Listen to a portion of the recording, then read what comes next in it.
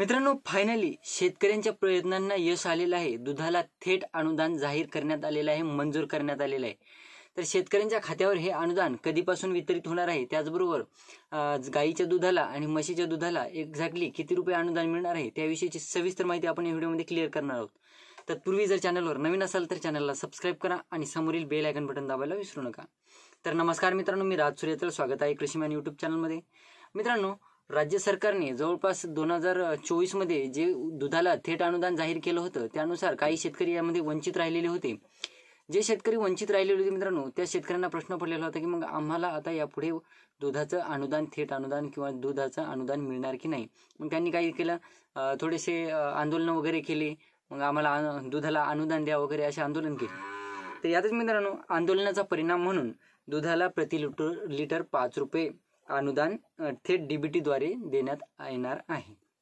तर यामध्ये 5 जानेवारी 2024 ते 10 जुलै 2024 या काळात वंचित राहिलेल्या शेतकऱ्यांना अनुदानाचा लाभ देण्याचे मान्य करण्यात आलेले आहे। आता म्हणजे जवळपास बघायचं झालं तर 5 जानेवारी 2024 पासून ते जुलै महिन्यापर्यंत जवळपास, बॅकग्राऊंड व्हाईसला इग्नोर मारा मित्रांनो, 10 जुलैच्या जवळपास जी तारीख आहे तोपर्यंत जे शेतकरी वंचित राहिलेले होते, या तारखेमध्ये ज्या शेतकऱ्यांना दुधाचं अनुदान मिळालं होतं, परंतु जे शेतकरी यामध्ये वंचित राहिले होते त्या शेतकऱ्यांना थेट अनुदान मंजूर करण्यात आलेले आहे आणि वितरित देखील होणार आहे।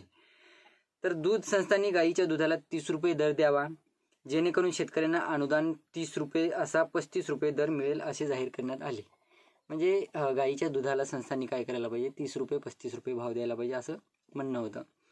तर दूध संघ व कंपन्या 30 रुपये शेतकऱ्यांना द्यावे लागणार, यामुळे त्यांना तोटा होणार, म्हणून त्यांनी काय केलं, टाळाटाळ करण्याचा प्रयत्न केला।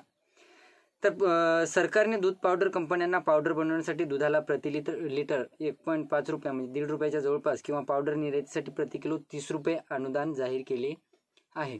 आणि आंध्र प्रदेश सरकारने दूध क्षेत्राबाबत केलेला कायदा, त्याला अनुसरून महाराष्ट्र सरकारने सुद्धा हा कायदा महाराष्ट्रामध्ये राबवलेला होता।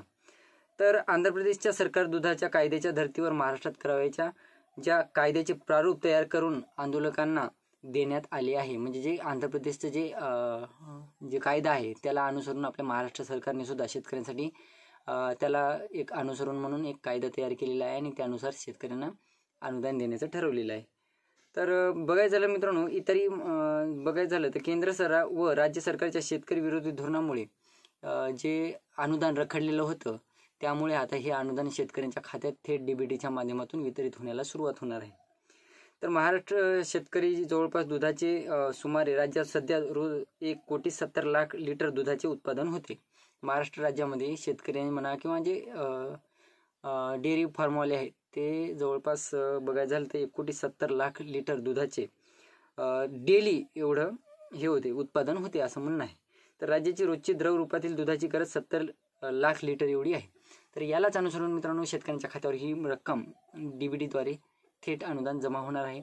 तर जे शेतकरी यापासून वंचित राहिलेले होते त्या शेतकऱ्यांना हे अनुदान लवकरच त्यांच्या खात्यावर वितरित होणार आहे। तर व्हिडिओ आवडला असेल तर चॅनलला सबस्क्राईब करा आणि समोरील बेल आयकॉन बटन दाबायला विसरू नका। धन्यवाद।